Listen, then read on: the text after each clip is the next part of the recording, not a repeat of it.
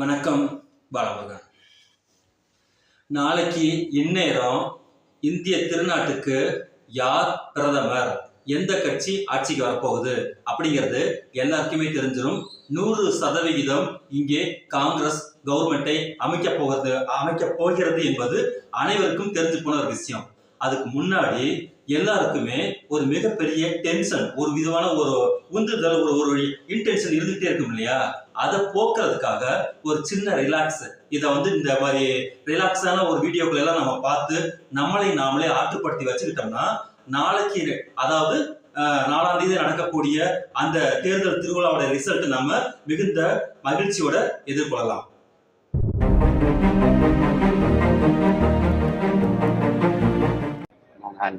அண்ணனை பார்க்கல தெரியுதுல, வீட்டை விட்டு எங்கேயும் போறது இல்லை.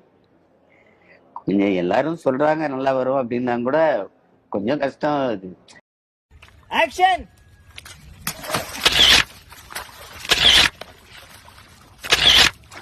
ஐயோடிமா.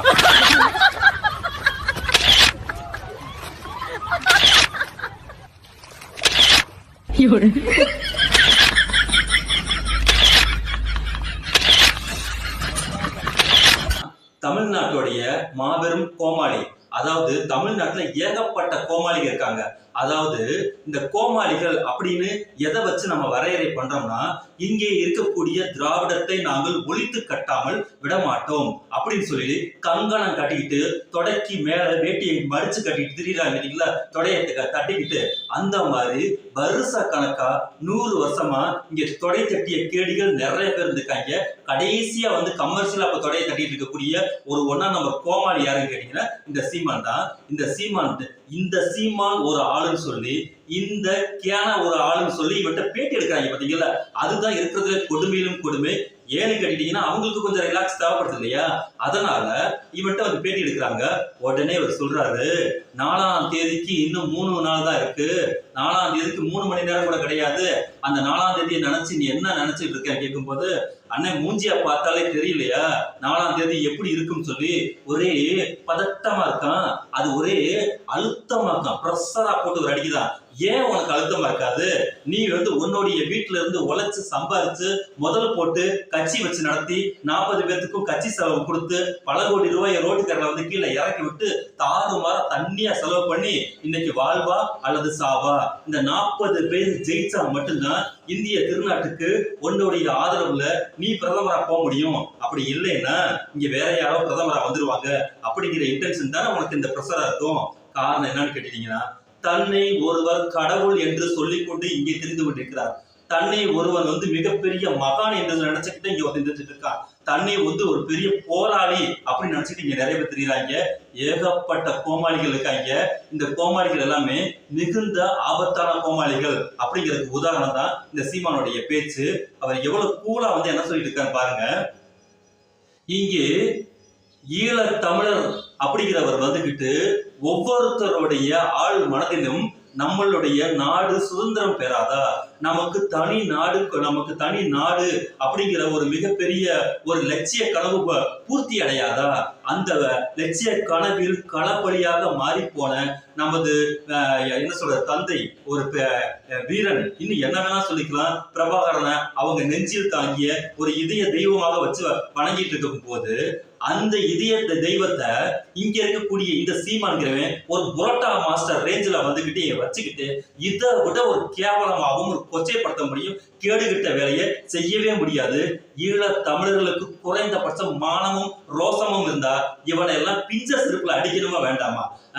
என்றைக்காவது ஒரு நாள் பிரபாகரன் தனது வாழ்நாள் குறிப்புகள்ல இந்தியாவில் போயிட்டு எம்பி எலெக்ஷன்ல போய் நான் போட்டி போட போறேன், இந்தியாவில் போய் தமிழ்நாட்டில் இருக்கக்கூடிய எம்எல்ஏ எலெக்ஷன்ல போட்டி போட போறேன் அப்படின்னு எங்கேயா சொல்லியிருக்காப்பையா? இவன் எவ்வளவு கூலா உட்காந்துட்டு எவ்வளவு அப்பாண்டமான ஒரு பொய்ய, அதுவும் மாபெரும் தலைவராக தன்னை கருதிக் கொள்கிற ஒரு ஆயுதத்தை ஏந்தி போராடி தன் ஒட்டுமொத்த இனமே அழிந்து போய் இன்னைக்கு ஒரு இனத்துக்காக வாழ்ந்து பாடுபட்டு மறைந்த ஒரு ஒப்பற்ற தலைவரை எவ்வளவு கேவலமா பேசுறான். இதை இந்த சமூகம் பார்த்து பள்ளி இழிச்சுக்கிட்டு கொஞ்சம் கூட மானரோசம் இல்லாம இவன் தான் ஓட்டுக்கு பொறுக்கக்கூடிய ஓட்டு பொறுக்குன்னு சொல்லி காலையில ஒரு வீடியோ, மத்தியானம் ஒரு வீடியோ, சாயந்தரம் ஒரு வீடியோ வந்து தள்ளிக்கிட்டு இருக்கு. ஒரு வீடியோவுக்கு கூட இவனுங்க பதில் சொல்ல மாட்டானுங்க. அவ்வளவு தூரம் நாரி நசம் குறைச்சு போய் காலையில இப்ப கமிஷனர் ஆபீஸ் வந்து பேட்டி கொடுத்துட்டு இருக்கான் ஒருத்தன். எவ்வளவு கேவலமா என்னையையும் என் குடும்பத்தையும் கெட்ட வார்த்தையில் பேசினார்கள். ஏன்னா இவனுக்கு கெட்ட வார்த்தை, உளுத்த வார்த்தை அப்படின்னா புளுத்த வார்த்தை என்னன்னு இவங்களுக்கு பேச தெரியாதுல்ல. கொட்டிக்கும் பூர்ணவோடைய ஒட்டுமொத்த முகங்களையே உங்களுடைய முகங்கள் தான்டா. எவ்வளவு கேவலமா வந்துகிட்டு இங்க வந்து பேசிக்கிட்டு இங்க வந்து ஒண்ணுமே தெரியாத அப்பாவிகள் மாதிரி பிரபாகரனுடைய கனவுன்னு சொல்லிட்டு இங்க வந்து பேசுறீங்களே, உங்களை எல்லாம் எதால அடிப்பதுங்கிறது தான் நமக்கு தெரியாம உட்காந்துருக்கோம். ஆனாலும் உங்களுக்கு இருக்கக்கூடிய மிகப்பெரிய ஆப்பு 24 மணி நேரம் கூட இப்ப கிடையாது. உங்களுக்கு மிகப்பெரிய அளவிற்கான ஆப்பு ரெடியாகி கொண்டிருக்கிறது.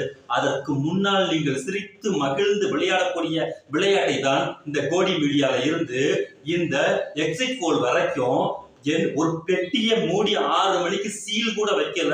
அதுக்குள்ள எல்லாருமே கடையை திறந்துட்டாங்க. யார் கடையை திறந்தாலும் கேட்டா பிஜேபி உடைய பூட்ஸை நக்கக்கூடிய இங்க நடுநிலையாளர்கள் சொல்லக்கூடிய இந்த பத்திரிகைகளுக்கு பாத்தீங்கன்னா இந்த ஸ்வீட் பாக்ஸ் பத்திரிகைகள், ஸ்வீட் பாக்ஸை எடுத்து சாப்பிடக்கூடிய பத்திரிகையாளர்கள், தன்னை நடுவுல நிற்கக்கூடிய நடுவு நிலைமையாளர்கள், இவன மாதிரி கேடுகட்ட எச்ச பொறுக்கிகள், 100 ரூபாய்க்காக எதை வேண்டுமானால் திறந்து காட்டக்கூடிய மானகட்ட ஈத்தர்கள்னு சொல்லி ஒரு பெரிய கும்பலை அடைஞ்சுக்கிட்டு கங்கணம் கட்டி கொண்டு நேற்று சேனலை ஓபன் பண்ணினா அத்தனையும் பூத்து வாழ வேடிக்கையா வெடிக்குது. 567, 345, 483 என்ன நம்பர்கள்லாம் அடிச்சு விட முடியுமோ அத்தனை நம்பர்களையும் அடிச்சு மாத்தி மாத்தி மாத்தி மாத்தி அடிச்சு விட்டுட்டு இருக்காங்க. ஏன் 4ஆம் தேதி வரலாற்றில் வராமலே போயிடுமா? கார்கி அவர்கள் மிக தெளிவாக கூறினார், இவன்களை அடிக்கக்கூடிய கொட்டம் என்பது என்னங்கிறது எங்களுக்கு தெரியும். எங்களுக்கு இந்த எக்ஸிட் போலின் மீது எந்த துளியும் நம்பிக்கை கிடையாது. ஏன்னு கேட்டீங்கன்னா ஒரிஜினல் ஒரு நாள்ல திரும்பி வந்துரும்ல, அப்ப அதை நாங்க பாத்துக்கிறோம். இத்தனை நாள் நாங்கள் கஷ்டப்பட்டு போராடி உண்மையை உலகத்திற்கு எடுத்து சொல்லி அவ்வளவு கடின உழைப்பை செலுத்திய எங்களுக்கு ஒரு நாள் காத்திருக்க முடியாதா? ஆகையால் இந்த கூத்தாடிகளே இந்த இது நாள் வரைக்கும் அடுத்த நாள் காலையில உங்களுடைய இது என்ன சொல்றது அனைத்தும் உங்களுக்கு நீக்கம் வர முடிய போகக்கூடிய அந்த ஒரு விஷயத்தை பார்க்கறதுக்கு முன்னாடி முதல் நாள்லயே நீங்க எல்லாம் சந்தோஷப்பட்டு ஆட்டம் பாட்டம் கொண்டாட்டம்லாம் பண்ணிக்கங்க. அதற்கான ஒரு நாள் தான் உங்களுக்கு இந்த எக்ஸிட் போல்குரிய இந்த 2 நாள் உங்களுக்கு பீரியடு அப்படின்னு சொல்லி அவங்க வந்து சொன்னதின் விளைவாக இங்க யார் யாரெல்லாம் கொண்டாட்டம் கட்டி கொண்டு அலைகிறார்கள் பாருங்க. கூலிக்கு மாரடிக்கக்கூடிய இந்த சேனல்கள் மீடியாக்கள் பாத்தீங்கல்ல, இந்த நேரத்துல எவெல்லாம் தன்னுடைய ஜட்டி முதற்கொண்டு காவிக்காரர்ல போட்டிருக்கான் அப்படிங்கறத ஃபுல்லா கண்ணுக்கு காட்டின சேனல். இங்க இருக்கக்கூடிய 18ங்கிறது வந்து நியூஸ் 18ங்கிறது வந்து அந்த அதானி அம்பானிங்கிறது ஊருக்கு தெரிஞ்சது. அதே மாதிரி வந்து பாலிமரங்கிறது அவை டிவி. ஆனா இந்த நியூஸ் 7 வந்து லைன்ல நிக்குது பாருங்க. அந்த மாதிரி ஒரு கேவலம் கட்ட கொடுமை இங்கதான் நடந்துகிட்டு இருக்கு. இது எல்லாத்தையுமே பார்த்தோம். இதுல சத்தியம் டிவி மட்டும்தான் ஒழுங்கா தனது விஷயத்தை அறிவிச்சிருந்தது. அதோடைய ரிசல்ட் என்ன அறிவிச்சதோ அந்த அறிவிப்பு தான் 4ஆம் தேதி வருதா இல்லையா அப்படிங்கறத மட்டும் பாருங்க. இவனுங்க பண்ணிருக்கக்கூடிய வேலை என்னன்னு கேட்டீங்கன்னா இந்த நேரத்துல மக்களை டைவர்ட் பண்ணுவது. அந்த டைவர்ட் பண்ணுவதற்கான கருவிகள், காரணிகள், கட்சியில் இருக்கக்கூடிய இந்த மாதிரி 4ஆம் தர ஈத்தர்கள் எல்லாத்தையும் உள்ள விட்டு நிறைய மக்களை சிதைக்கும் போது மக்கள் எல்லாரும் தளர்ந்து இருக்கிறாங்களா அப்படின்னு பார்த்துட்டு அதன் பிறகு ஓட்டுப்பெட்டியில் தைரியமாக கை வைப்பது. டே வந்து பாருடா நீயாவது நானா என்னவாக இருந்தாலும் முதலமைச்சர் சொல்லிட்டாரு, கிடக்கிறது எல்லாம் கிடக்கட்டும், அத்தனை பேருமே ஓட்டு பூத்து பொட்டிய திறக்கிறதுல இருந்து அங்க என்ட்ரி பண்ணிக்கக்கூடிய டைம்ல இருந்து முடிக்கிற வரைக்கும் தபால் ஓட்டு வாக்குகள் என்றதுல இருந்து முடிக்கிற வரைக்கும் 5 செகண்ட் கூட உங்களுக்கு தாமதம் உண்டாகக்கூடாது. மிகுந்த துல்லியத்தோடு மிகுந்த என்னது கண்குத்தி பாம்பு மாதிரி வந்துட்டு இவங்களை கண்டுபிடிக்கணும், இவங்களை கண்காணிக்கணும். அது மட்டும்தான் நம்மளுடைய வேலை. இல்லைன்னா மிளகா அரைக்கிறதுக்கு இவங்க என்ன வேலை வேணாலும் செய்வாங்கன்னு சொல்லி நாம மிக தெளிவான அறிக்கையை நமக்கு முதலமைச்சர் கொடுத்திருக்காரு. எங்களுக்கு அதன் மீது தான் நம்பிக்கை இருக்கு. நாங்க கண்ணை திறந்து அதன் மீது பார்த்துட்டு இருக்கோம். அதனால உங்களுடைய இந்த எக்ஸிட் போல் விளையாட்டுகள் எல்லாத்தையும் நீக்கம் வர நல்லா விளையாடுங்க. 3ஆம் தேதி 4ஆம் தேதி நீங்கள் வைக்கக்கூடிய ஒப்பாரியை நீங்கள் வைத்திருக்கக்கூடிய ஒளி வாங்கி முன்னாடி வைத்து கும்பலாக சேர்ந்து வைங்கள். இந்தியா கூட்டணி ஆட்சி கட்டினை மலர்ந்து உங்களுக்கு சிறப்பான ஆப்பை வழங்கும். ஆரம்பிக்கலாம்.